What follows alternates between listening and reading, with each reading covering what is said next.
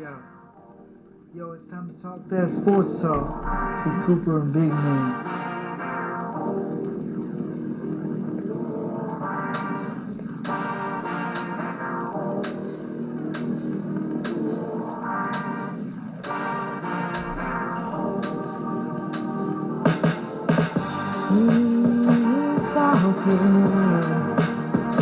Cooper and Big Man talking, people talking sports. Time to tackle this beat. Don't ever count us out, cause we always kicking out. We go raw for the people and put the Smackdown on the street. New desperados in town, we going all elite. Mess around, got a triple-double on them. Something like OG slam dunking on them. We got what you want, we got what you need. We bringing the heat, we wanna talk this and that. But we want that Hall of Fame shot. You always see us swinging for the fences. So watch out, ladies and gents, cause we hitting the last stratosphere section. And you know we gonna keep you guessing. Tag teaming on these haters, sending up blessings. We gonna keep praying for you, cause you know that old saying, don't hate the player, hate the game. See, that's the thing that separates us. We're on that road to greatness, and there ain't no stopping us. We them go-getters, and we gonna go get it. Shutting it down like a no-hitter with 3 balls and 2 strikes, 2 away. We throwing that splitter, you never seen it coming. Something like an arcade, whoa. We gonna keep the crowd jumping. And if you ain't down with that, we got 4 words for you.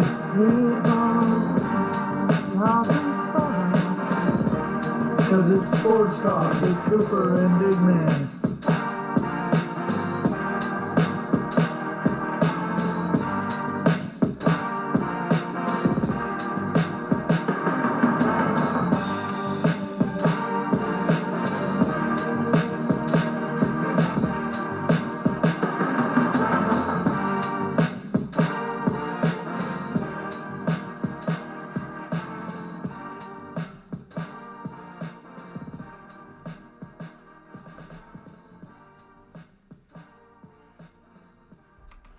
Ladies and gentlemen, welcome back to another episode with Sports Talk with Walter White and the 2 pagan Vikings. Oh wait, never mind. We're Sports Talk with Cooper and Big Man. Skull. My bad. This is a Halloween special for you. I can't turn this freaking... There we go. You're all watching me go, what in the world is freaking Big Man doing? He's not knowing how to operate the freaking little speaker. Power off. There it goes. All right. How's everybody doing? Oh man, it's a good day today. It's Halloween. It's spooky, baby. It's spooky. Happy spooky season to everybody out there. We see you. You see us. Well, okay, we can't see you, but you see us. Yeah, something like that. Right? That's right. I am the Walter White. I am the fluffy version of Walter White. I was going for Fluffy White Big Smoke, but obviously Fluffy Walter White is where I'm actually going to land on that character. And I am a Viking. Norseman. Yep. And this is my shield maiden. Howdy. Wow. That's all I got is a howdy. Howdy. Howdy, y'all. Anyways, how's everybody doing? We got some wrestling for you. That's right. It is Hell Saturday in a Night Cell. Wrestling Talk. Yes, Saturday Night Wrestling Talk, baby. So we're going to give you some recap from Hell in a Cell that happened last Sunday. Then we'll talk about Monday Night Raw. We'll give you a little bit AEW and Friday Night Smackdown. Yes, that's what's up. Putting the Smackdown on the street, baby. That's right. We were supposed to have a shout out tonight, but unfortunately no one got the trivia question. Yes, because I'm the bomb with it. What's up? Cooper stumped everybody. We'll get to that. We'll get to that. We will get to that. We'll start off with Hell in a Cell. Hell in a Cell. All right, Hell in a Cell started out with a kickoff match featuring 24/7 champion R-Truth versus Drew Gulak. Yeah, this didn't go quite the way we both expected it, did it? Well, you actually picked R-Truth to retain his championship, so I actually picked the upset, and so you were correct on that. Well, I think the reason why I thought that was because it's our truth, and he just holds on to that thing. He holds on to it. It's his precious. It's his precious. My precious. He does so many funny things with it. He's on TikTok and everything with it. On TikTok, yes, man. That man is funny. It is hilarious. If you don't follow him on TikTok, he is Ron. Well, I believe it's Ron1 Killings or Killins. Sorry, he doesn't have a G in his name. On TikTok. Killins, bro. Killins. Absolutely, brother. All right. So I was just thinking because it was a regular style match that Drew Gulak had the upper hand in that, but unfortunately I was wrong. And bro, that's a fair assumption. I mean, Drew Gulak is full on a mat technician. So, I could see where you would think that. Absolutely. So. Next up, we had the surprisingly Universal Championship match start off the regular show on Hell in a Cell when we had Roman Reigns take on Jey Uso in a Hell in a Cell I Quit match. Brother, we have to give it to these guys. They beat the holy hell out of each other. Yeah. In the Hell in a Cell. Okay. Roman was giving it to Jey all night. Jey was giving it back to him. But Jey was not going to quit. Roman hit him with 2 spears. Jey hit him with 2 Uso splashes. And then Uso pulled out a leather strap. And he hit him 3 times with the belt. Mm-hmm. And then the big dog hits him with a spear. Jey refused to quit. And then Roman picked up the strap and commenced to hitting him 5 times. Jey got up and they punched each other out back and forth. Roman went for a Superman punch and Jey sidestepped it and started choking Roman out with the strap. Roman looked like he was about to pass out, but came to and shook his head no to continue the match. So Jey grabbed a chair and went to hit Roman and Roman sidestepped and hit him with the Superman punch. Mm-hmm. So this is like a back and forth thing. And for everybody that's seeing me, I'm looking down because I wrote down, everything I watched and whatnot. So this is kind of how I do it. So right. We're giving you all an inside look on what we do and hope you enjoy it. So let's see here. Where was I? Roman shook his head no to continue the match. So Jey grabbed a chair, went to hit Roman, and Roman sidestepped it and hit him with the Superman punch and put him into a guillotine choke. Guillotine chokehold. Sorry, it says greater chokehold. Because when I'm doing this too, I use Google. Yeah. Voice Google, and I screw it up. Google voice to text, and sometimes it's like... Yeah, I remember when we first started the podcast, and I was doing that, and I had you read it, and remember how screwed up it was? Thank God we weren't, live or, and also they're reading this. And we could actually go back and, delete what we put, so it was, it was easier. Yeah. Let's see here. So he nailed him with the guillotine chokehold. And then the ref asked him if he wanted to quit. He shook his head no, refusing to say the words. Roman is telling him to wait. He can't be held responsible. Oh, wait. Oh, I jumped ahead. Sorry, guys. Where am I at? Not too far ahead. Yep. The ref asked him if he wanted to quit. He shook his head no. And then he's refusing to say the words. Roman is telling him that he can't be held responsible for what's about to happen. Jey refused, so Roman pulled him over to the apron and did a drive-by kick to the side of the temple and had his head in the corner, dude.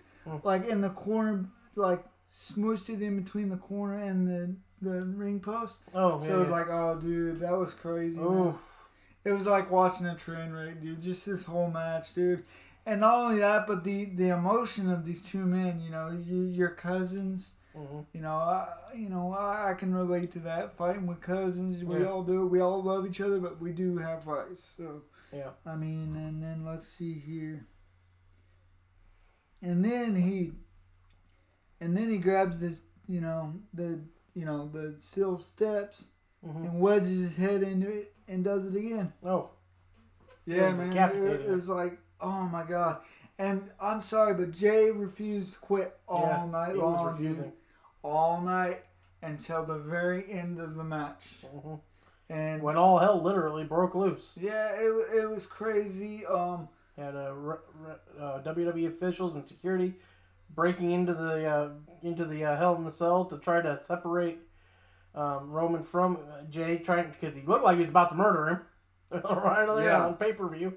Yeah. Trying to get Roman to stop, and then Roman went to grab, I believe it was a chair himself, to start wailing on Jay. That's when he grabbed the steel steps. He was getting ready to start smashing him with the steel steps when Jimmy came rushing in through the open door to cover Jay and was trying to get Roman to relent.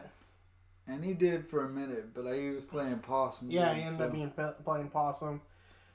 They were shaking hands while on the ground, thought he was relenting. And Roman was actually in tears, like, I'm sorry, man, I don't know who I am anymore.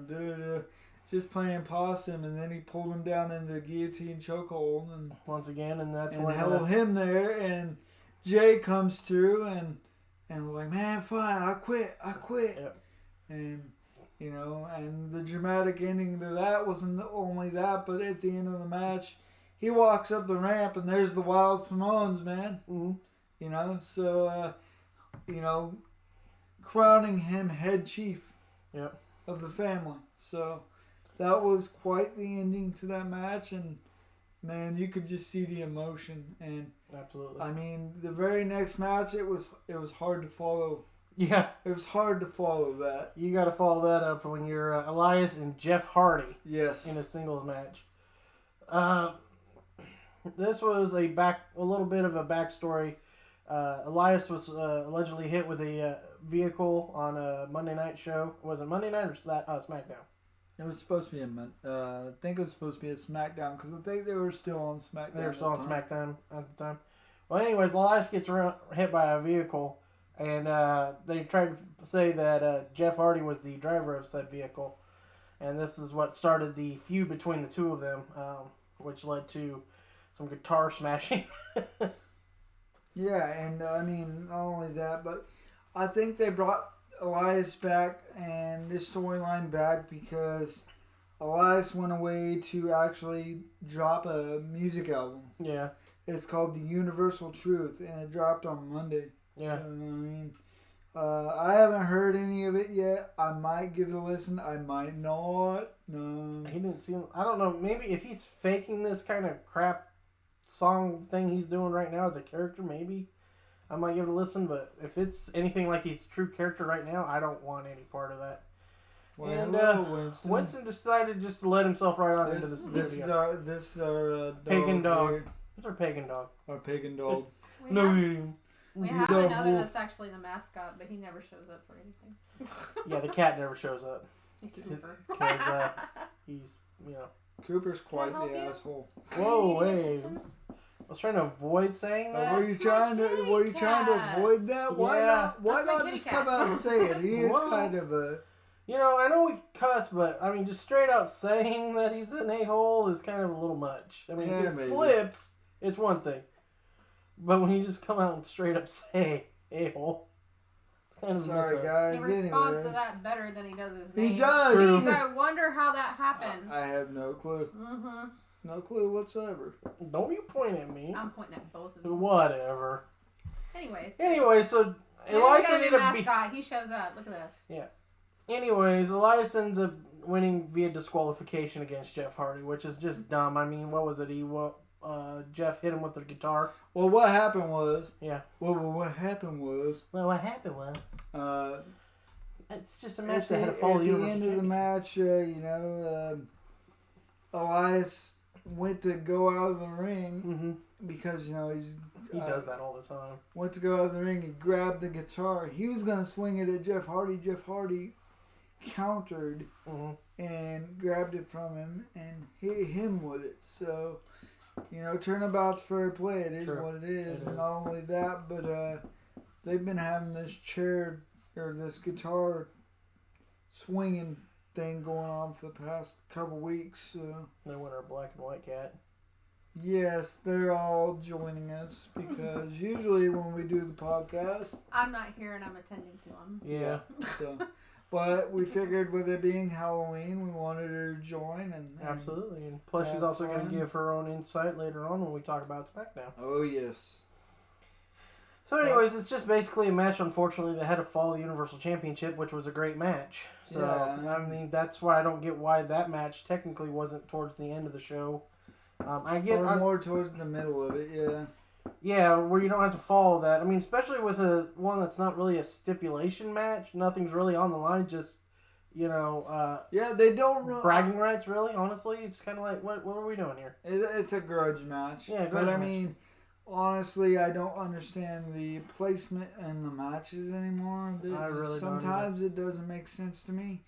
And honestly, like the way I mean, and I'm not trying to downplay them or say they're I don't like them because I love WWE. I love wrestling. But I remember back in the day how things used to be. Yeah. The championship was never ever the first match of the pay-per-view. Never. Not one of the main ones. No. Not one of the main ones. Even when it was split. Yeah. Before even when it was the they world were the heavyweight. last two matches on the card. Yeah, they were always the last. So, and now I understand. You're putting the women towards the end of the card too, because women's revolution and all that. And I understand that. But still, you have the United States Championship that's squeezed in between the Women's SmackDown Championship and that and was the just WWE a match that came out of nowhere, and I'm like, that one could have been slapped over there with the a lot because at least then it's a championship match. and not only that, but you got like Bobby Lashley going against a new guy that's just kind of, I mean, he did all right. Yeah. I mean, he actually showed some promise. Yeah. But Bobby Lashley, he closed that out pretty quick. But that's Absolutely. further in the pay-per-view, so. Absolutely. So, I mean, it is what it is, I guess. Sorry. All right, so we'll move on to even this match technically could have followed The Hounds! Release the Hounds! The Hounds have been released. There's our other black and white. Yep. To Puppy. Nice Anyways, stuff. I mean, technically you could have added this because it's at least the Money in the Bank contract match. Yeah, I mean, that You could have done this one right after that, because at least then, like I said, something's on the line other than just a grudge match and bragging rights of who won. It's a little bit more of a quality match that you can follow up something like that. But again, of course, we're just upset because why would you have the Universal Championship So right off the bat anyways? Let's talk about this Otis versus Miz thing. This was stupid. There was a segment on SmackDown the week before the pay-per-view, and it was on SmackDown. There was a Law and Otis segment. Law and Otis. Yes, that featured JBL, Ron Simmons, Teddy Long, Rey Mysterio, Asuka, and Tucker, where it was ordered that the match for the Money in the Bank contract was to be put on the line by JBL. And because JBL was like the judge, dude. It was Lord. It was like a full on. They had people up there. They had Tucker up there, talking about Otis and what a great guy he was, and and they had Asuka up there. I don't even know what Asuka was doing up there, but they had Asuka up there. So like, what the hell? And then after he ordered it, of course, Ron Simmons, damn. Of course, every time. Ron Simmons always has to show up, and it's almost like mandatory that he has to just go, damn, in some way and aspect. So yeah, I mean, it was done because I guess the Miz bribed JBL, and imagine that. That's why the match took place. So that's the only reason why it even happened. But for real, that's the storyline. I'm not quite sure really what happened with the whole situation, but they want to go with a different. Basically, WWE realized they made a terrible direction mistake. Obviously, they didn't think Otis was ready to be Money in the Bank, ready to take. BS. I do too, but that's just their thinking. Is what I'm going with. They went. Wait a minute. We went with a fan favorite, but we don't think the fan favorite is ready for something of this magnitude yet, and they kind of dropped the ball on that. I'm sorry, but be ready. You know what I mean? And I think that he had a chance to be a champion, dude. Yeah. Like, honestly. And I think what they got stuck on is, oh, well, he's a tag team guy. He's a tag team guy. Yeah. And it's like, so what? We look at Booker T. Booker T was a tag team guy for how long? Right. Okay? And he went out there and he five time. And then it turned into 6 and however many other times after that. So, King of the Ring winner. Yeah. King Booker. King Booker. Oh, God, that was annoying. Yeah. That's more annoying than having to listen to The Miz on the mic. But, I mean... All right, let's get on this trivia question. I mean, let's not get to the match yet. Let's get to the trivia question because we stumped everybody for a whole week and we even had comments and all that other stuff on there. Maybe we should just give them shout-outs because they actually did comment on it. You want me to go look up the people who Yeah, comment? let's just look up the people and give them shout-outs because you know what? Nobody got the answer right, but we'll give you a shout-out because you know what? You actually cared enough to comment on our stuff, so... How's that sound? Yeah, absolutely. Let me get switched over to the Cooper Big Man TikTok because that's the only place anybody even bothered trying to comment. And by the way, we do have other social medias. We have Facebook, we have Instagram, we have TikTok. Well, Twitter. That's what I meant. Twitter. Yeah, Facebook, Instagram, Twitter, TikTok. Yeah, so. All right. So, Not Easy to Beat Johnny had 2 guesses. He guessed The Undertaker and Mankind. Both, unfortunately, were incorrect. But, still good guesses. Good guess. Honestly. Good guess. And then, Israel Peralta guessed Chris Jericho. Another great guess, honestly. Yeah, I mean, because Chris Jericho is synonymous for ladder matches and stuff like that. Yeah. So that's and a good almost guess. always when he comes back, he's almost always thrown right into the main championship picture. So yeah, obviously he won't be now because this he's is on one AEW. that's gonna stump everyone because if you weren't watching it on this time, you're not 13 years ago. It was 13 years ago, and so Cooper, hit us with that trivia question one more time so they know what it is. Okay, hold on. Uh-oh, you forgot. 13 years ago, only one other time has the Money in the Bank contract been put on the line without cashing it in. Who was it? You want me to give the answer? Or would you like to say who the answer was? Who? Hooters? What? Wow. What? I'm playing fetch with a dog. I'm just trying to get sponsorships, bro. Okay, yeah, you want their wings, right? Yeah, sure. Okay. Wings, breasts, thighs, legs, tank tops, whatever. Orange shorts.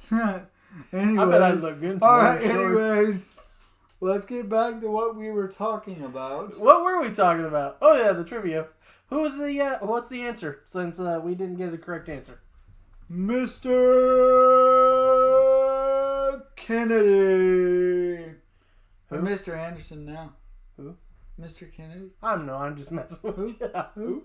Who? Yes, that's right. Good old Mr. Kennedy, now known as Mr. Anderson. I believe he's still on Impact. Is he still on Impact? I'm not quite sure anymore. Well, I followed Impact for a very long time You until a lot of their main superstars came over to WWE. And I know that might sound like a, biased thing because we are kind of a part of the independents too, but and a lot of the people from independents, they'll go from Impact or AEW or WWE, but it is what it is. Oh, actually, I'm sorry, Mr. Anderson, Kenneth Anderson, is actually signed with the National Wrestling Alliance as a wrestler and a top-ranked boxer. Oh, and with top-ranked boxing as their announcer. So he's with NWA Wrestling and Top Rank Boxing as an announcer for them. Hey, that's not a bad gig, man. No, that's cool. So, unfortunately, I actually didn't mind. And here's another Mr. one. Mr. Kennedy. Here's another one. Who did he lose it to? You didn't give me that information. That's your fault. I know who he lost. Of course, you know who you lost to. You looked it up. Who? The rated R superstar. Oh, Edgy. Edge. So yeah. Did you lock back when everybody still hated Edge, you know what I mean? Well, I never really hated Edge. Back when he was sleeping with other dudes' girls and all that good stuff. Yeah, that kind of thing. Yeah. That whole that whole storyline was kind of. That was real life mixed into something that it should have never been put into. And that's what I don't really like for WWE is sometimes they let real life and kayfabe, whatever how you pronounce it, mix and cross too much. Yeah, and then it becomes heated and just not right. And there's some things you just don't need to go with. That being one of them. Infidelity, personal, and then in your kayfabe or fabi or however you pronounce it, is not a good idea to go with. Honestly. Alright, you ready to get to this match? Yeah, let's get to this bullcrap match that I have to deal with. Yeah, Otis dominated most of the match. Well, of course he did, because he's a amazing. distraction from John Morrison. Oh, look who went and got our mascot. Hey, look, it's Cooper, the cat. Hey, no, look, it's the asshole, because that's what Cooper calls him. Oh, he's okay, buddy. All right. What's up, bud? He's about to leave. He ain't staying. No, he ain't staying. The Bye. dog keeps messing The dog will make sure he Everybody else came in but him, so it only But felt anyways, Otis dominated the beginning of the match. Yep. Until a distraction from Morrison. Mm-hmm. Miz hit him with a DDT and went to pin him. Right. He kicked out, but it turned the momentum, and Morrison hit Otis, which kept the momentum in his favor until Otis started coming back with some mean shoulder tackles. Right. He went for the worm, and Morrison pulled the Miz out. Always gets out. Otis got out and chased him around the ringside area and throws Miz back in, but Miz counters and kicks him in the face, stunning him in the corner, and Morrison jumps up the apron with the Money in the Bank contract briefcase and was going to hit him, but then the ref finally saw it. She ejected him from ringside. Tucker is also at ringside, but has not got involved in the match as of yet. The momentum was back on Otis's side, but Tucker hit him with the briefcase, dude. And Miz intentionally, with a shocked look on his face, rolled Otis up for the 1, 2, 3. Shocked look because it sounded like that was intentional. Yeah, I mean, what is this with tag teams breaking up all the time? One guy's always mad, the other one's more famous, and I carried him. No, he carried you, bro. Yeah. I'm telling you, he carried you. Well, then you also have the storyline that he got to have with Mandy Rose, and but at the same time, Tucker said that the only reason why that Mandy Rose thing happened too was because of him. Because he encouraged Otis. Mm-hmm. So, right. Yeah. I just think it's just normal.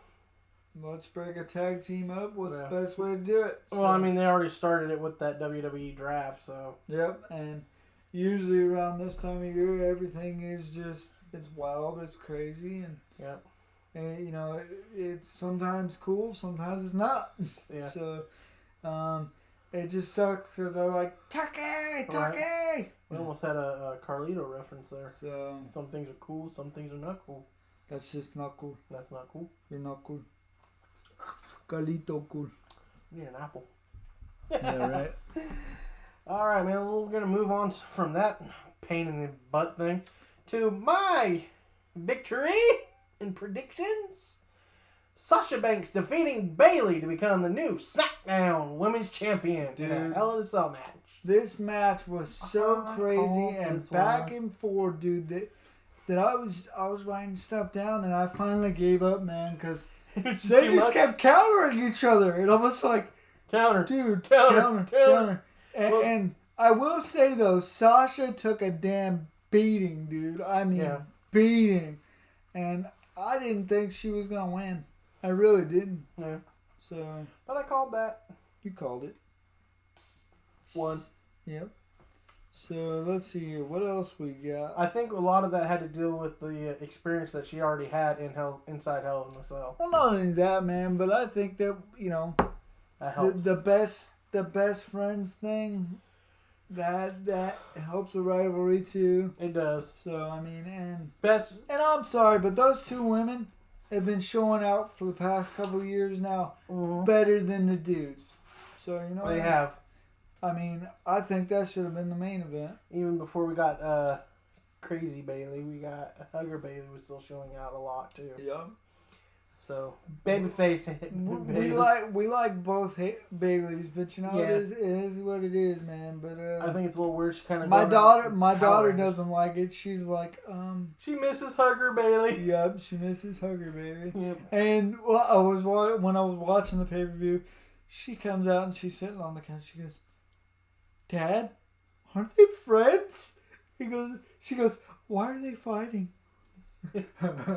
Well, because best friends make the best rivalries. I was like, "Sorry, kid. That's what they do. They broke off their friendship. Now they're fighting each other." I'll give WWE credit for that though. Best friends make the best rivalries. Yeah, they do. Once one of them turns heel, if they're both heels and one of them turns babyface, and not only that, take away kayfabe. Yeah. Best friends in real life make the best rivalries. Yes. Well, I mean, and that's usually what ends up happening. Is usually they're like, hey, wait a minute, they're all best friends off. Well, let's kind of put them together for a little bit, and we'll have one of them stab the other in the back. Yep. This is twice though for them. Yeah. Sasha turned on Bailey first, and then now Bailey turned. I knew this was happening. I was just like, come on, when's we're gonna get that turn? When's it gonna happen? When's it gonna happen? Bailey's got to get her revenge. Yep. It's always gonna stick in the back of the character's mind. It's gonna happen because it's like, wait a minute, my character already knows that I've already been stabbed in the back by this one. We're back together, but I gotta still get my revenge on her, and she did. And unfortunately for her, it cost her championship. Yeah. But we'll see what happens as we continue on. They will, I'm sure, face off very soon. Oh yeah. In a rematch. In fact, they will next week on Smackdown. Yeah, we could have said that in the Smackdown part of this talk. You just went ahead and went with it. Whatever. I was saying Bailey's haircut is on point. She's so cute with that haircut. You missed the pigtail? Kinda, but I don't know if it's just the shape of her face. That new haircut is just, and plus it really goes good with her character, so it looks really good. She's got that mean look to her. Yeah, she does. The darker makeup, the darker clothes. So she pulls it off well. Yeah. So here's the slap together out of nowhere United States Championship. Slapped together by with a slapjack. With a slapjack. United States Bobby Lashley took on and defeated Slapjack from the Retribution. Sorry, Redemptions. I need to be redeemed, obviously. Yeah. Immediately after the match, Redemption came in, and they beat down Bobby Lashley until the Hurt Business showed up, and Ollie and Retribution ran like scolded dogs. Yeah. Scolded dogs.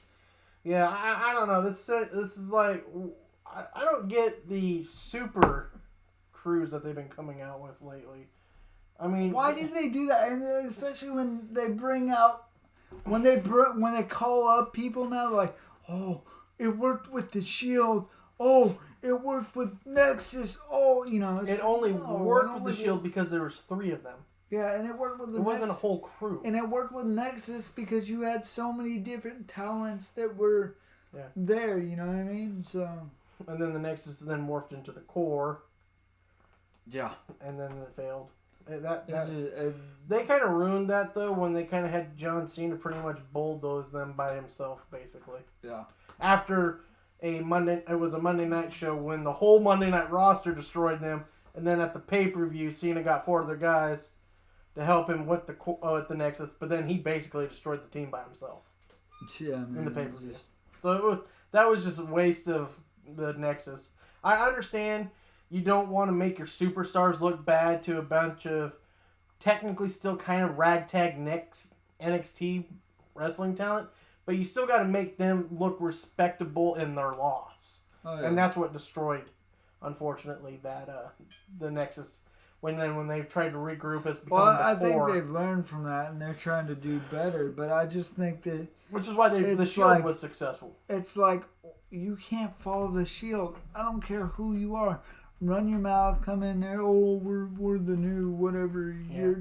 You're never gonna be NWO. You're never gonna be the Shield. You're never gonna be DX. You're never gonna be these guys. They need to come out with something that's like, you know, one that I really liked that fell off was the one with Eric Young. What was that? And Nikki Cross. What is that? What was that? No, I don't remember. I'm drawing a blank. I have no clue. When Nikki Cross and Eric Young and them guys from NXT. Anyways, Yeah.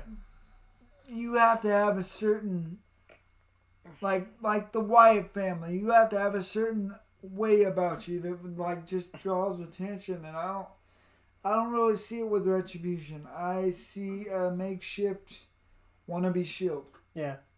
With more people in it. Right. Way too many people in it. That's what I see, and then Absolutely. wearing all these weird masks and just Yeah.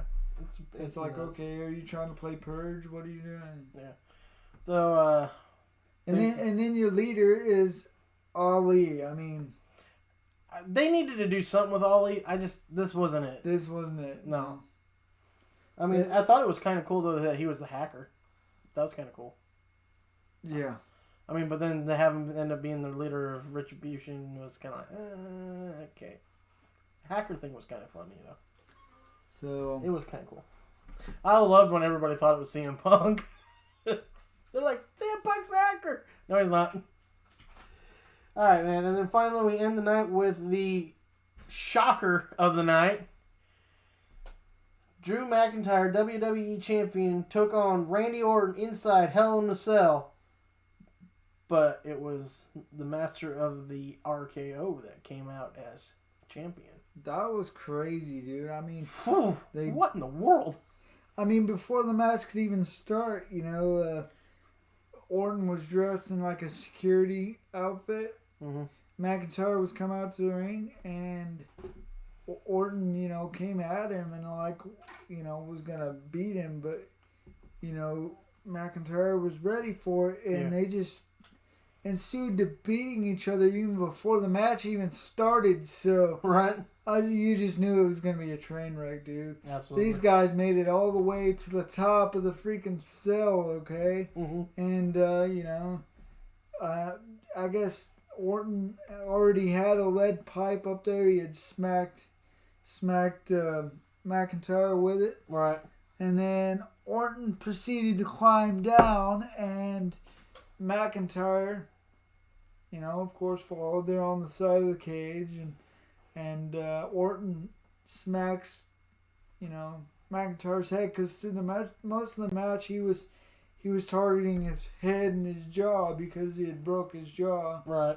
But anyways, he was smacking his head on the cage, and finally ripped his hand back, and he lost his grip and fell and hit the table, hit the announce table, dude. And when he rolled over, he spit blood, and I was just like, like most times I'd be like, oh my gosh, right? Right. But me being me and me watching wrestling as long as I have, I was like thinking, was that real? No. Like, was that real? Like, because there was only a little bit of blood there. Mm-hmm. I mean, it wasn't like he was bleeding a whole lot, you know? Yeah. And it looked fake. Yeah, right. I'm sorry. But, I mean, it looked like it hurt. I'll give him that. It really looked like it hurt. So, you know, I mean, let's see here. What else here? So he went to go in the ring, and he got him in the ring, pinned him. He kicked out, and then, you know, Drew McIntyre came back with a little bit of flurry, and I think he went to go for a Claymore, and got countered with an RKO. So, Oh, crazy. you know, I mean, they beat the crap out of each other, dude. I mean, and I believe that makes Orton now a 14-time 14-time champion, man. And I mean, it's cool and 3 to all, go. but 3 to go. you think when it gets to 16, they'll pin him and John Cena against each other, see who can break the streak? Have like a vacated title and let them see who, and just let them battle it out to see who gets it. Yeah, that'd be cool. Yeah, that would be fun. so, I don't think that'll happen though, but I think Cena's pretty much done. I don't think we'll see Cena much. I think Cena's now basically becoming the new Undertaker. I think we'll see him mostly at WrestleManias from here on out. Well, we gotta have a new Undertaker anyway. The Undertaker is. Yeah. I respect the Undertaker wholeheartedly with all my heart. And that's one thing that sucks. I wanted to see him at WrestleMania, but yeah, it absolutely. is what it is. Yeah, especially since it was a interesting match between him and AJ. I mean, we wouldn't have gotten to see the match they had at WrestleMania because obviously that ended up being because of what happened with the pandemic and COVID. But I think it still would have been an interesting match to see, regardless with AJ Styles. So Yeah, definitely, man. I mean, they wouldn't have, like you said, they wouldn't have been able to do what they did, but it was entertaining, but it wasn't like it would have been if we would have been there. Hey, but we have some. How about this before we go into Raw? Let's talk about what we're getting into. Well, I mean, yeah.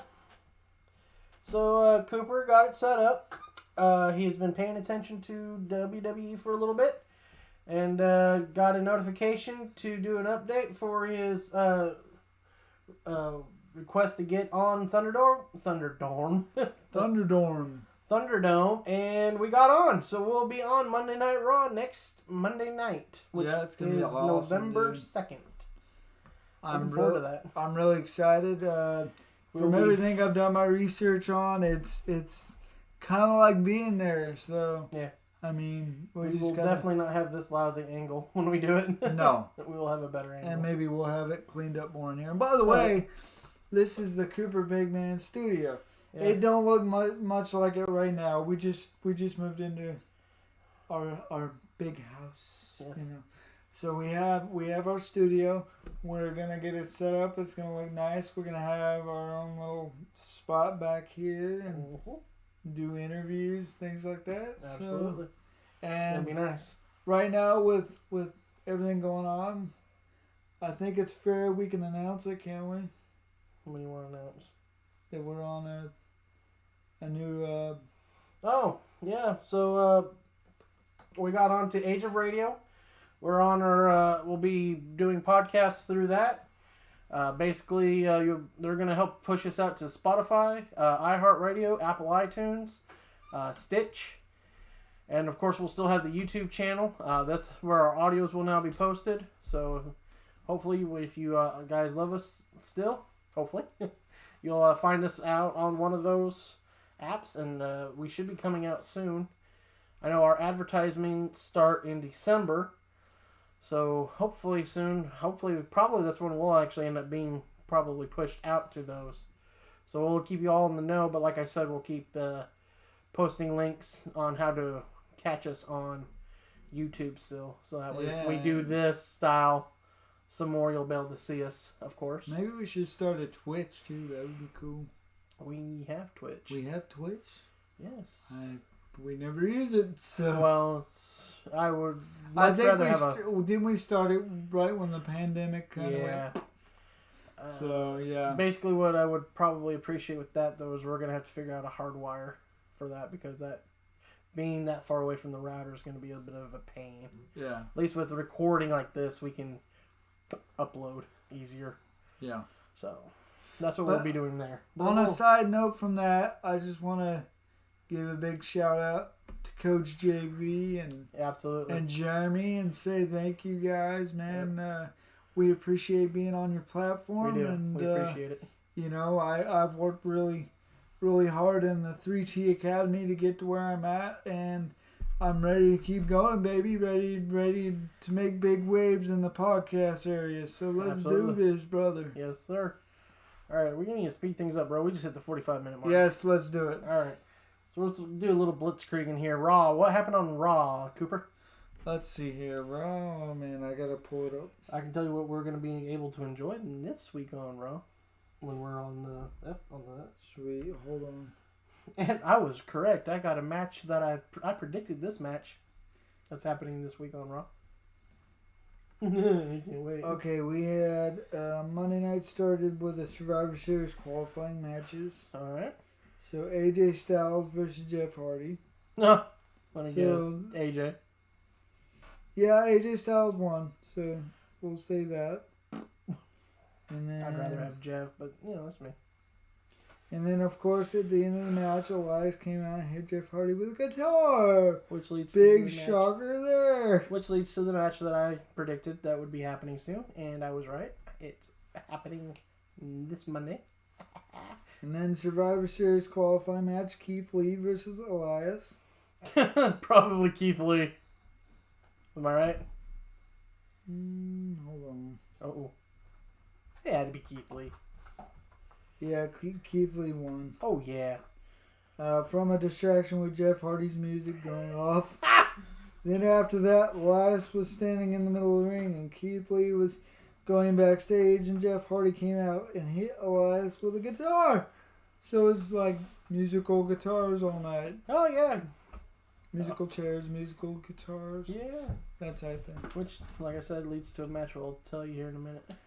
And then this Monday night. And then Drew McIntyre versus The Miz. Mm-hmm. It was all because The Miz came out and started talking trash to Drew. Oh, because he pretty much thinks he's next in line? Yep. Because he's Money in the Bank. He did that last time he was Money in the Bank. And then Drew came out and he demolished him and Morrison. Of course he did. So he's better than both of them. There you go. Don't get me wrong. I'm actually glad that Morrison's back, but I don't like that he aligned himself right with The Miz right away. Here was an interesting match. What's up? The Fatal 4-Way Women's match for the 5th spot in the Survivor Series match. Because Shayna Baszler, Nia Jax, Mandy Rose, and Dana Brooke were already announced before the match. So they did a Fatal 4-Way to announce the 5th member.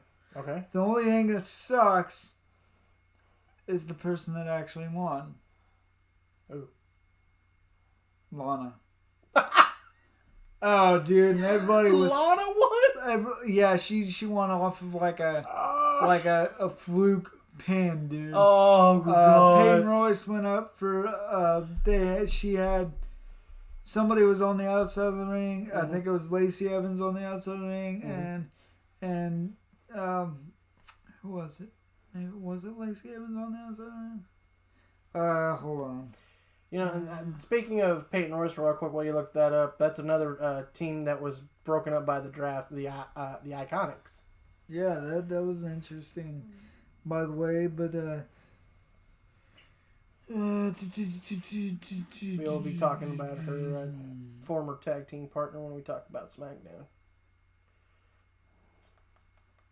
So Lacey Evans and Nikki Cross were on the top turnbuckle, and this is where I got confused. Because Peyton Royce was outside the ring. She came in and tossed them both to the mat. Lana pulls Peyton Royce out of the ring and then slides back in for the pin on Nikki Cross. So, Shayna Baszler and Nia Jax were not happy about this, dude. I'm sure. They were pissed. Yeah. They put her through the announce table, dude. I'm not even kidding. They're like, we don't want you so much that we will just go ahead and put you through a table. They put her through a table. Announce table. Because they were all out there watching the match. So. Of course they were. They were like, well, we're not seeing I just think it's crap, I mean, I understand. I think Lana is a good talent. I think that she has potential to be a decent wrestler. Mm-hmm. But I really don't think she's, the material that they're making her to be now. She just had a championship match against Asuka, and man, she sucked in that match. She sucked in the Fatal 4-Way. They're punishing her. They're punishing her? I think so. Is that what that is? I think so. Where'd her husband go? Well, yeah. Her husband went to the competition. Miro is now on AEW, so... And those of you that don't know, Miro is Rusev. Rusev. I almost forgot. I was going to say Brutus for some reason. But yeah, I just think it was stupid, man. That they're actually pushing her when she's not that great. Well, I mean, look what they did with Renee Young. They took her off the Smackdown announce table and moved her to pre-shows and all that by her, pretty much. Because they're doing the same thing to Renee Young because Moxley is on AEW. Well, they moved her when she got the coronavirus too, so they used that as an excuse. Well, yeah. They didn't move her back. You could have moved her back. They're not going to. But they did the shake up and everything. Of course, else. I did see an article that was announced that she's already agreed with a AEW for her contract once her contract expires. I heard that she was taking time away to actually have a kid, so I really don't know what the deal is with that. Well, she probably has that set up. They're like, she'll come after they have their kid. So there was another qualifying match, Sheamus versus Matt Riddle. Now Riddle. Yeah. So Sheamus dominated most of the match. Of course. Until Riddle hit an exploder off the top turnbuckle, creating momentum of space. Matt Riddle went for a move off the top rope while Sheamus was down, but Sheamus put his knees up and caused a back injury, making it easy for him to hit the brogue kick. Sheamus wins. I don't know about all that. I like Matt Riddle. I think that he needs a better push. I think it's time for older talent to give the younger talent more. I understand that too, but we did have that long period where we didn't even have Sheamus at all. Oh yeah. So I think they're trying to give the fans what they kind of want. Sheamus back. That's after the split up with him and Cesaro, because it was due to injury, but I mean, and then they brought him back as an individual instead of because they thought he might have been done. A lot of people thought his career was over. Yep. There was talks that he was actually going to start joining the refereeing side and production team. All right, well let's get on to a moment of bliss featuring Randy Orton. Oh man, Randy came out. Hold on. Randy came out knowing that the Fiend was far away and asked Bliss where he was. Then Drew McIntyre's music hits. Mm-hmm. And Drew came out and put a beat down on Randy Orton when he went to go for the Claymore. The lights went out, and when the lights came back on, Drew was in the ring and Randy was walking up the ramp backwards, and then the Fiend popped up behind him. But Randy Orton walked back up and continued the fight with McIntyre. The night ended with Orton slamming Drew on top of the announce table and punching him. This whole time, the Fiend just stood there at the ramp. Man, this is crazy. So we got a love square going on for the WWE Championship right now. You got the Fiend just forcing his way into title contention. Randy Orton champion. Drew McIntyre wanting his rematch. And then you got The Miz who's like, I've got a jar of dirt.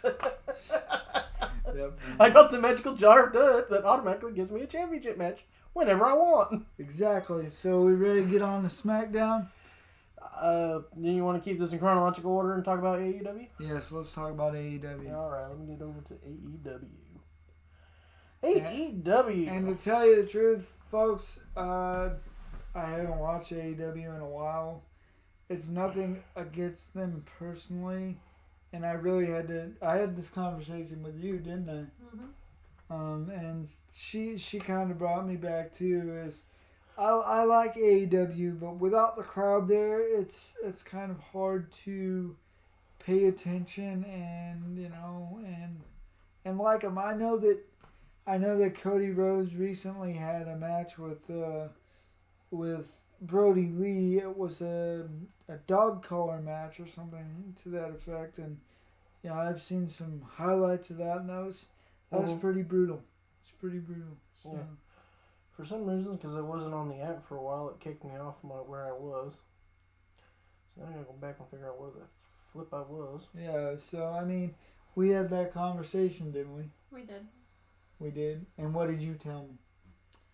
That it's got to be really hard on them, and for them to put so much emotion toward what they're doing. They're trying to put the best out there and they have to feed off the fans. Yeah. And the virtual reaction, and that's hard. And that's true. The fans aren't there. So really with wrestling, I mean, a lot of it has to do with fans.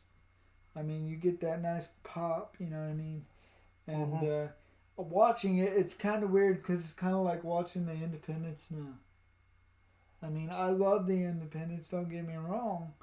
But even the Independents has a way bigger crowd than no crowd at all. So, you know, I mean, then there's that.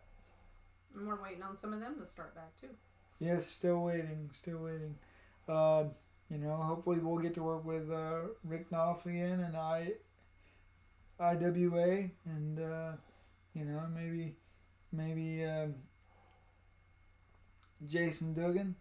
That'd be cool to work with him. He's a cool dude. I like him, man. He's cool. In fact, he's got a match coming up against EC3, dude. That's too far back. In the Independents, so it's pretty cool. We almost very good there, about brother. keeping up to date on stuff too. So. Oh yeah, he's cool, man. He tags us. That helps. He tags us in everything, and I appreciate that. You know, I might not get on there and like everything all the time, but I do. You know, get on there and I look at stuff, and I appreciate every single one of our fans and you know, people that have given us a shot. So. And I can't wait for USWA, man. I love USWA in Jacksonville too. They're good. I love them. I really liked watching Tony Storm. Tony Storm is cool. That dude is big, man. He is the full package. He is the Storm. I have his That was a hat. cool It was match. fun. Yeah, big man has his hat, you know. I bought his hat. It was cool. And I got pictures with them too. we got pictures with him and everything else. He's a cool guy. Where in the world is it? By the way, speaking of USWA, a USWA wrestler has been going off and actually finally premiered recently after he was on AEW Dark. Has actually made his debut on Dynamite. Former WWE superstar Evan Bourne, now Matt Sydal. Yes, baby, that's what's up. And we got to see Matt Sydal at the River City Wrestling Con last year, and he put on a good match, dude. And we got some good photos of him, close-up photos. We got to be right there in the front action. Mm-hmm. So it was fun, man. That was an experience that changed my life forever, man. That's what started all this. Found it. Found it? Yeah, it's finally. Jeez, that took forever. All right. Let's get two matches. First match of the night was Mr. Mayhem Wardlow versus Hangman Adam Page. Dude, Warlow is big, man. That guy is huge. Yeah, he is. Wardlow has been on a 9-match singles winning streak. And let's see here. Of course, Excalibur, Tony Schiavone, and Jim Ross were the broadcast team for the event. Tony Schiavone. Whatever. Yes. I'm trying to figure out who won the match because we kind of got to get through this a little bit quicker.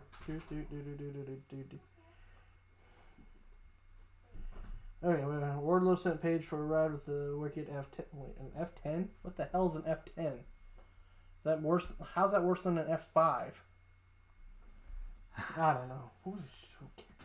All right. Anyways, Wow, bro. Page. Well, I'm just wondering because. Let's just give the recaps and call it good. Who won what? Anyways, Adam. And we'll get in more depth next week because we've been kind of busy. Yeah. With everything going on, so. Anyways, Hangman nailed Wardlow with 2 consecutive buckle shot lariats and scored the pin. Nice. He is now a finalist and is 1 win away from earning a shot at the AEW World Title. That is a big dude. I'm telling you, he's talented. He's going on to Full Gear, which happens next Saturday, and he is in the finals of the Eliminator Tournament. Next up, we had Mad King Eddie Kingston with the Butcher, the Blade, and the Bunny versus Matt Sydal. Speaking of Matt Sydal, I miss Matt Sydal. Man, I enjoyed watching him in WWE as a Evan Bourne. Yeah. But when you get hit with an RKO, when you're doing that awesome, what was it called? Was it the Shooting Star? Shooting Star Press. Yeah, the Shooting Star Press. When you go to do a Shooting Star Press and you get RKO'd, yeah, it was basically the downturn of his whole career, unfortunately, in WWE. Well, it's kind of sad. But I always enjoyed him. He was a great heel when we were at USWA. Oh, yeah, he was cool. River City Wrestling Con. Anyways. You were supposed to have that on silent. My bad. Alright, anyways, Kingston used a spinning back fist on Sydal, wiping him out. Next, Kingston applied the Bulldog choke, the same one Moxley uses, forcing Sydal to tap. So, unfortunately, Sydal, making his Dynamite debut, was unsuccessful in beating Eddie Kingston. Let's see here, then Excalibur had a sit-down interview with the Young Bucks. But I want a match to talk about, not that crap, because it's just filler. It was time for the Inner Circle's town hall meeting. Oh, that's just... I'm so sick of the Inner Circle. I'm sick and tired of MJF and Jericho. It's basically the new Timon and Pumbaa, but without a Pumbaa. It's like 2 Timons.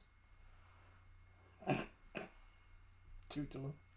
Dude, you have to explain the whole Timon and Pumbaa thing. They don't get it. I could have swore we've done that in a previous episode. We in might season 1. have. We might have. Okay, so when Jericho was last with WWE, he teamed up with Kevin Owens. Kevin Owens looks like a Pumbaa. Jericho was all Timoned out, so yes, I called them Timon and Pumbaa. It was awesome. It was hilarious. I'm like, look, it's a Warhawk and a Meerkat. Ironically, I saw on Wrestling Review Society's Facebook page, someone's calling Nia Jax and Shayna Baszler as the new Timon and Pumbaa. Oh, Lord. I was like, whoa. I would not have gone there. Yeah, no. Not with those two. Can't get me to do that. Alright, freshly squeezed Orange Cassidy with his best friends Chuck Taylor and Trent versus the champ, American Nightmare, Cody. No longer Cody Rhodes because he can't be Cody Rhodes. Thank you, WWE, for your bullshit. Who had his brother Dustin, QT Marshall, and Arn Anderson at his side for this match. Basically, it was technically a lumberjack stipulation match for some reason. So both had teams of lumberjacks. Interesting. Getting all the way down to the... What? The referee distracted John Silver nearly took off Orange's head with a pump kick. Where the fuck John Silver come from? We didn't talk about John Silver. From the outside, Arn Anderson decked Orange Cassidy. Poor Orange is getting his ass kicked by everybody. Cody was oblivious to all this interference from both sides. He connected with Crossroads on Orange Cassidy to pin him. Chris's favorite AEW wrestler. Chris Cooper. Hey, you called me Randy in one of them. So, turnabout's fair play. Darby Allin was scouting Cody from high up in the arena as he will be facing the TNT champion at Full Gear on November 7th. Ooh, last time those two faced each other, that was a hell of a match. Definitely. I'm looking forward to that. That'll be cool, man. Backstage, Skip Sabian and the best man Miro assaulted In fact, Trent I and have Chuck to Taylor. say that Darby Allin is one of my favorites in AEW. That's why I said that. They kind of got that from what I said. Yeah. That. Just saying. Yeah, I'm a little slow. Sorry, guys. Anyways, let's keep going. Newly crowned NWA World Women's Champion Serena Deeb versus legit Layla Hirsch was next. Hirsch went on top, up top for a moonsault press, but Serena Deeb rolled out of the way. Serena began punishing the neck of Hirsch with neck breakers. Deeb captured the arm and leg of Hirsch and made her tap out from the submission hold. So there you go. Backstage, Alex Marvez interviewed AEW's champ Hikaru Shida. And of course, she'll be facing Nyla Rose at Full Gear. I'm not going there. Alright. Sean Spears, who's on a 10-match winning streak. Ooh, Sean Spears is on a 10-match winning streak. That's what's up, man. The Perfect 10 is on a 10-match winning streak. How about that? Ironic? I think not. Accompanied by, who else? Tully Blanchard. Do you think his daughter's coming now that she's no longer part of TNA? I hope so, man. I really hope so. I think she kind of forced that out on them. She's like, you know what? I'm getting sick and tired of this. I'm going to go work with my dad at AEW. Maybe they'll treat me a little bit better. They kind of treated her kind of badly even while she was trying to get that World Heavyweight Championship. Well, and she had all that stuff with social media and racism and whatever else she had going on. Yeah, it's funny how that kind of came out as she was being pushed to win the championship. Yeah. It didn't come out the first time she was going up for the championship when she was going to lose. But when they knew that she was going to win, all of a sudden that came out. Ironic, isn't it? Yeah. Kind of makes you wonder what was really going on. Anyways, Sean Spears was facing VSK, who was making his Dynamite debut. And if anybody asks, I'm sorry, I have no clue who VSK is. Do you? No, I didn't get a chance to watch AEW this week. I know, I was just hoping maybe you heard of... I'm totally going to get back to it next week, so I have more to give the fans with it, so there you go. Someone dressed in a Halloween costume sitting ringside was heckling Spears, throwing Halloween candy at him. That's awesome. Can I have that job? I'll love that job. Yeah. Just let me sit in a costume. Yay, you suck! Throw candy at people. I would have a blast doing that all day. I'll be on TV just for that. And I'll even take an ass whooping. I don't care. Alright, anyway, Spears pulled the costume fan into the ring. Of course, then I'd be getting my ass kicked right off the bat. Spears turned his back, asked Tully to load up his glove. And while this was taking place, the fan removed his mask. It was Scorpio Sky in disguise. Ooh. Sky hoisted up a shock Spears with a TKO. Scorpio Sky just lit it up, said Jim Ross. I don't know why I was saying John Ross. I even with my glasses, apparently I can't read. It's not my fault I can't read. Yes, it is. Just because you can't, you Florida-educated woman. Next up, we had the main event, Kenny Omega versus Penta El Zero Miedo, with Rey Fenix in the semifinals of the World Title Eliminator Tournament. Boy, that must have been a good one. The man that wins this match would meet Adam Hangman Page at Full Gear in the World Title Eliminator Finals. Sounds like a good match. Before I even get to this, $5 tells me it's going to be Kenny Omega since Adam Hangman and him were tag partners recently. That would be so... Yeah. Former tag partners, now rivals. God, maybe I should go ahead and just be a writer for wrestling because I just know everything now. It seems like everybody's doing that. Right. Anyway, so let's get down here. Get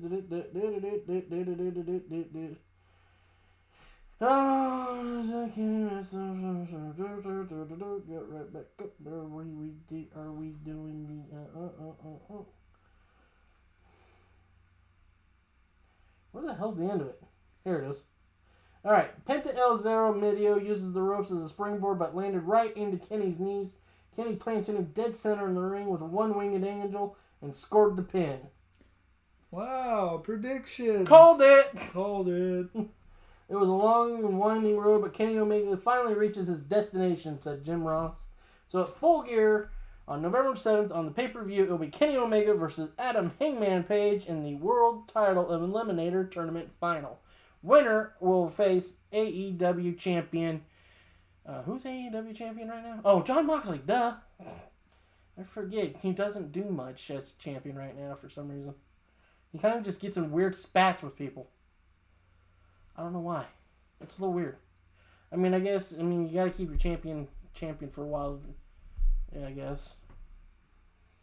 Of course, it's Moxley. Maybe you just can't control him. He has because he did say the reason why he left WWE because he didn't have creative control over his character, and now he does. So basically, AEW is kind of like, hey, do whatever the frick you want, right? Right. So maybe that's what he's doing. Right?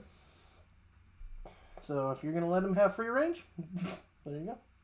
All right, buddy. Let's get back to Friday Night Smackdown. Yes, let's do this. At the beginning of the show, Roman Reigns came out and told Jay that by the end of the night, you will fall in line or be exiled from the family. So, Jay, of course, was reluctant, but he had a match between him and Daniel Bryan for a spot on Team SmackDown for Survivor Series, which was the main event of SmackDown. So we'll get to that later on in this part.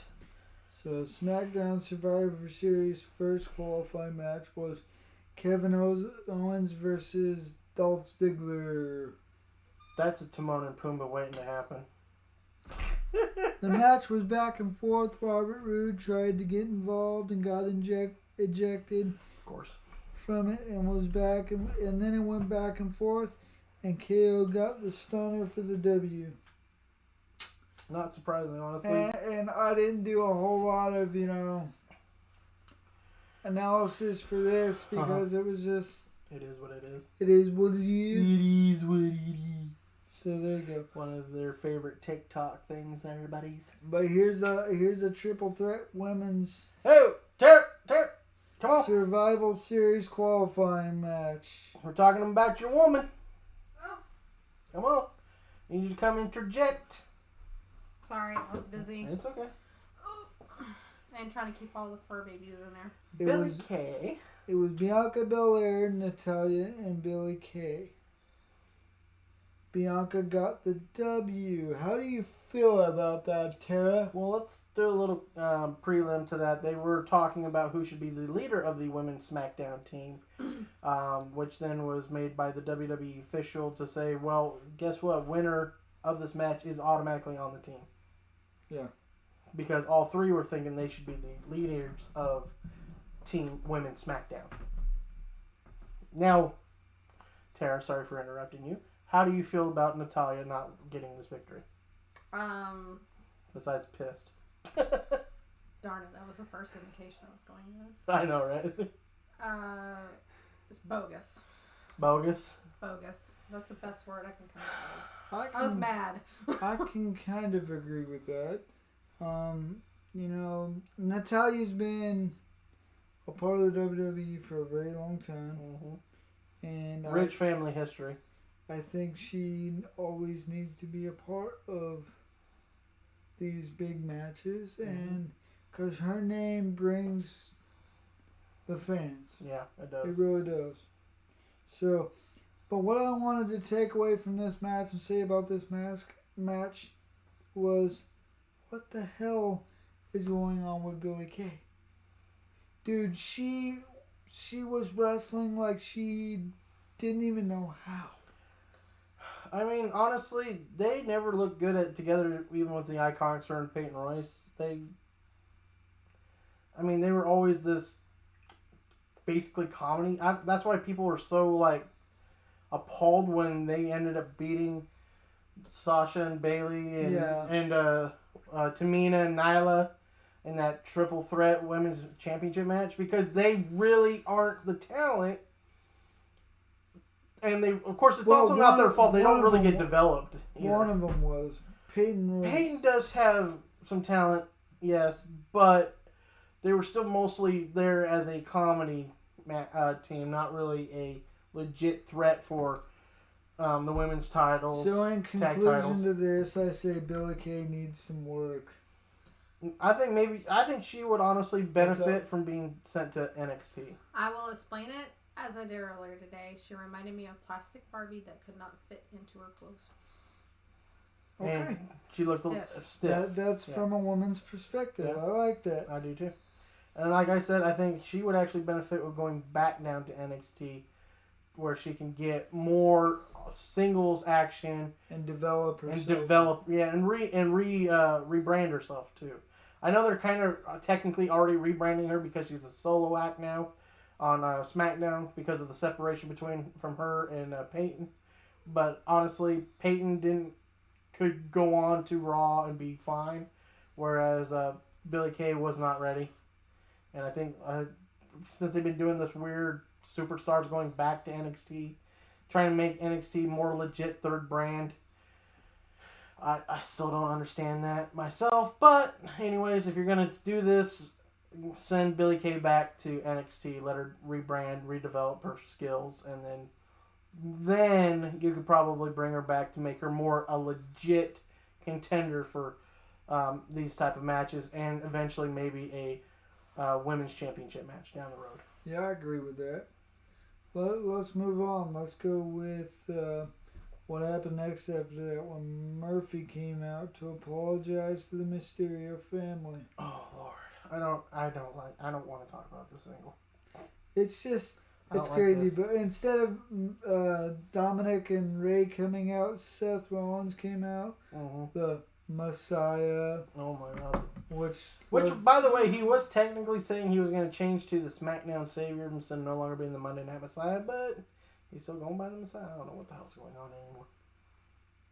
I think he has another motive. Murphy?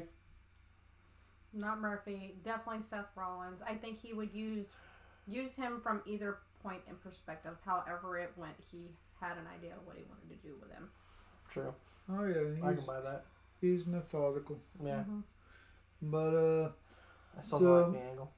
He came out and he's all running his mouth going, "Oh, the Mysterio family won't accept you and won't accept Aaliyah, but you know what? I accept you guys, and I think whatever you do is whatever you do." And then that's when Dominic came out. And then he attacked Seth from behind, and then Murphy came and pulled Dominic off to attack Seth to try to show he's the one and then this has been a mistake because you're ruining the development of Dominic by throwing this family element in there that doesn't need to be part of this.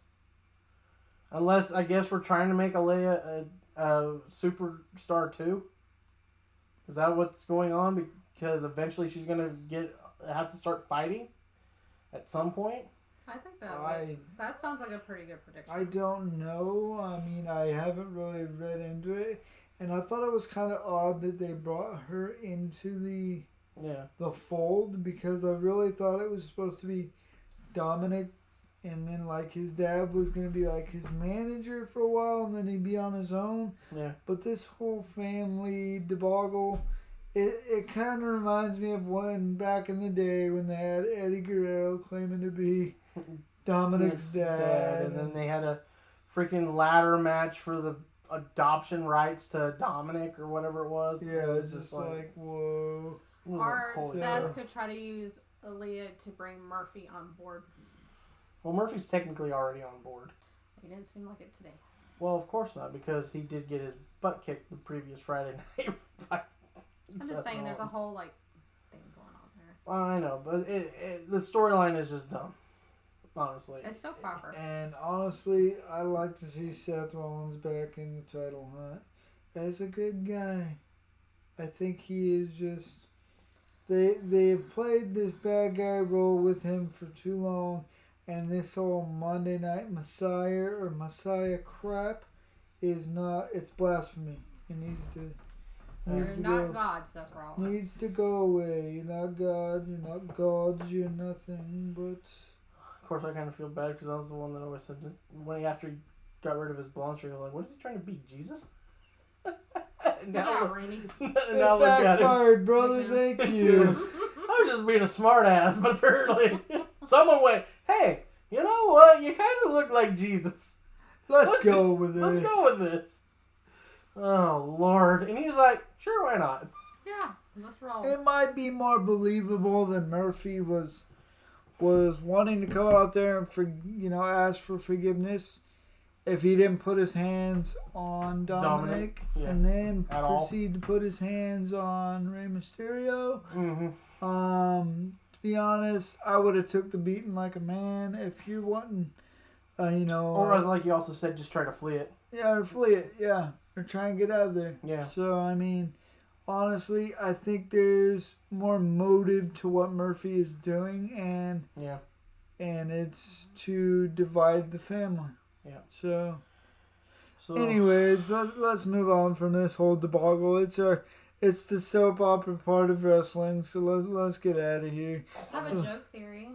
Well, what if Seth Rollins decided to do the Messiah because it could no longer be the man? oh! Say that a little bit louder. Does she need the mic? Let's give her the mic for this one. She just needs to go ahead. Say it out loud. Say it a little bit louder. I don't even know if I can say it the same way. Come on. What if Seth Rollins needed to play, the Messiah because he can no longer be the man? Oh, I love you. You're amazing. Becky took his man My card shield from him. maiden right here. That's what's I love up. Becky. Oh, Becky took the man card I from always him. like Becky better. Oh man, I'm always gonna like Becky better, too. that was just great. Well, let's get back into the matches. How about the Street Profits versus Shinsuke and Cesaro? This is a weird tag team. I understand it because they're the international team. I don't like that anymore, though. That's kind of getting to be a little old. Yeah. They're international guys, so we're just going to go ahead and automatically make them a team. No, you don't need to do that automatically. You don't need to do that, especially when they're better. They're better individuals. Singles. Yeah, they're better single guys than... But it was a good match. It was a I'll very give them entertaining match, and it was back and forth, and But they have failed Cesaro. WWE has failed Cesaro. Oh yeah, He needs to go. The Swiss Superman, baby. He needs to go get somewhere where he's going to be more appreciated for an actual title shot. He is built to be a title man. He's not. He's got superhuman strength, dude. That dude is crazy. Yeah. He is built to be either Universal Champion or WWE Champion. Or you let him just dominate a mid-card for a while. What makes me so angry about it is he's been with the company for how many years? Shoot, I think how many years? He had to come in about 2010 at least. It was right around ECW when the ECW was getting closed down and all that. Yeah, when they were done with the third brand again. Yeah, so I'll look that up real quick. It's just crazy, man. Yeah. When did Cesaro debut in WWE? 2012. Okay, so I was off by 2 couple years. years, but yeah. But still, I mean, honestly though, the dude should be in major title hunts, not relegated to. I mean, I got it because they didn't know really what to do with Sheamus and him, especially when they were running Brock Lesnar rampant on the championship for the longest time. Yeah. Which was annoying as hell. So they did something with the two of them because they deserved to be in some kind of title contention and gave them a good tag team to take on the New Day for the longest time. It was actually a great rivalry. And now it just seems like they're throwing people in places. Yeah. It's like, here, ridiculous. Let's do this. I mean, and really, like I said, he should be in the main title hunt or at least dominating a mid-card championship. It's kind of like, it's like so weird to see like the U.S. title and the Intercontinental title not being, I know they're mid-tier championships, but they are coveted. Yeah, they're still and coveted. they're just not doing anything with them. I'm like, what the hell are you doing? Yeah, and speaking of someone who shouldn't even be a mid-card champion, Bobby Lashley's been getting screwed. Yeah. Or how about the mid-card champion that's the Intercontinental champion? Oh, Sami Zayn. Oh my gosh, what are they doing with him? Sammy was so great in NXT and just, the the song, man. They Everything made him they a- did with they him, made he him a was cool, douchebag, that's the man. And problem. now he's just A douchebag. a douchebag. Yeah. So And he doesn't even like. He's a douchebag bad guy. It's not even the cool bad guy. no, he's just the guy you want to punch in the face all the Yeah, time. I mean, come on. We already have that. It's called The Miz. Yeah. We don't need another one. That's basically what all that is. Anyways, before we get more frustrated, that was a great match, though. I'll give him credit for it. It was a great match. Street Profits prevailed, but it's just I don't care for this. They're two international guys, so we're just gonna throw them together. Man, how about that frog splash? That was dude. He got up. Dude, the airtime on that thing was like, woo. How about when Cesaro threw him into the makeshift crowd? That was hilarious. I was like, did he sell that, or did he really? I think that was a combination of it both. was a combination of both. But Because that, that was cool. Montez Ford is very athletic, as Yeah. we saw. Because you can't get height like that if you're not that athletic. Either way, either with the toss by Cesaro, which we know Cesaro is strong, and so I think it was a combination of a good sell and a great show of strength by Cesaro, which is why he got up really high when he got tossed. I'm out. All right, thank you for joining us. You're welcome. Yes, thank you for your perspective. You're welcome. Keep Good. on talking sports. Yeah. Yes. Hey, and thank you for the intro video. That's her singing in it, which is amazing. She has such a great voice. She does. All right, how about let's get to the last match, brother. The last match on Friday Night Smackdown. Took us a long time to get here. Yeah. Daniel Bryan versus Jey Uso in a Survivor Series qualifying match. Uso. Man, Jay was just aggressive in this one, dude. Yeah, I don't know. What are they doing with Daniel? Since his comeback, I have no idea, and it really pisses me off because I'm a huge Daniel Bryan fan. Yes, you I always are. have been, and I think it's I respected Daniel Bryan. I still like even babyface Daniel even when Bryan. he was a bad guy, you're like, well, you know, Yeah. yeah. I didn't like the. It's kind of like Chris Jericho. No matter what he is, you kind of respect him. I didn't so. like the environmentalist bad guy that he was. Yeah. That was really dumb. Yeah, when he brought that belt, I was like, Yeah, the environmental friendly I'm championship. like, wow, dude, okay. I'm so glad they gave Kofi that championship. They got rid of that thing. That was great, but still. But I mean, That's another person who got disrespected. Kofi. at the end of this match, you know, Jay pulled it out with a, well, in the middle of the match, anyways, Roman Reigns came out and, like, got this weird more aggressive side out of Jay. Jay hit the Uso splash for the 1, 2, 3, and then he commenced to beating the hell out of Daniel Bryan. And saying that, all right, I understand. I'm in. I understand. As he was just laying You're the waste head of the table. You're the chief. I'm in. Da, da, da. Yeah. I was just like, dude, this is just like... And what is going on with these announce tables lately? They're all getting busted. I mean, I guess you just can't have an episode of Raw or SmackDown without. Man, I feel bad for the announcers, man. They got their drinks up there. They got the tablets up there. Hey, man, as long as my cell phone doesn't get fucked up, I don't care. Right? As long as that doesn't, I'm like, hey, go ahead, destroy this shit. Destroy it. I don't give a shit. It's not my fucking job to worry about a table. So, but anyways, that's Be like, hey, you gotta buy me a new phone now because you fucking broke my phone. yeah. This week for wrestling. We're sorry it's long. Yeah, unfortunately, we kind of got on some tangents. We had some fun with it. It's Halloween. Happy Halloween, everybody. Yeah. We promise to keep it short tomorrow because we're just recapping NBA and MLB. As you all know, my Dodgers won, so I'm really excited. But I did want to give you the prediction I had of a match that was going to happen sooner or later. It isn't exactly the match I was expecting, but it is a match I kind of predicted anyways. What is it? Jeff Hardy versus Elias go up against each other with a guitar on a pole match. I told you there was going to have a match featuring a guitar for some reason. I knew it. I just Big felt man it. is the man. He knows what he's talking about, people. I kind of figured it was going to be more of a guitars scattered everywhere and they can just beat the crap out of each other, like they do with chairs and stuff. But I'll take the guitar on a pole match. I still said they were going to have a guitar-themed match, and I was right. So I was basically right. All right, well, it's been fun, man. I can't wait to watch that in Thunderdome. Yes.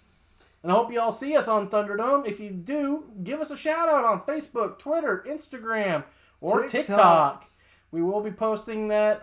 We'll try to get it recorded. If I can, I will try to get it recorded so you all can see it too. If you didn't see us on Monday Night Raw. Actually, we're going to record the show, and basically what we'll do is we'll try to find it, get it recorded, and we'll get it posted to our social medias that you can see us in the Thunderdome. Yes, we will, of course, not be dressed as Halloween characters. We will be back in our normal Cooper and Big Man garb of our beautiful green shirts, Kelly green shirts with yellow writing with a white C for Cooper. And here within the next, couple months, we'll will be doing more videos. We'll be doing more of this. And hopefully this back here will look way better. And of course, we'll have the Cooper Big Man banner that we have back there somewhere. You can kind of, that's your And shirt. those of you that don't know, that is only listening to us on the platform, hey, check out our YouTube channel. Absolutely. Cooper Big Man. So, Sports Talk with Cooper and Big Man. You'll be able to Yahoo. see it. There you go. You can search Sports Talk with Cooper and Big Man. I believe I used the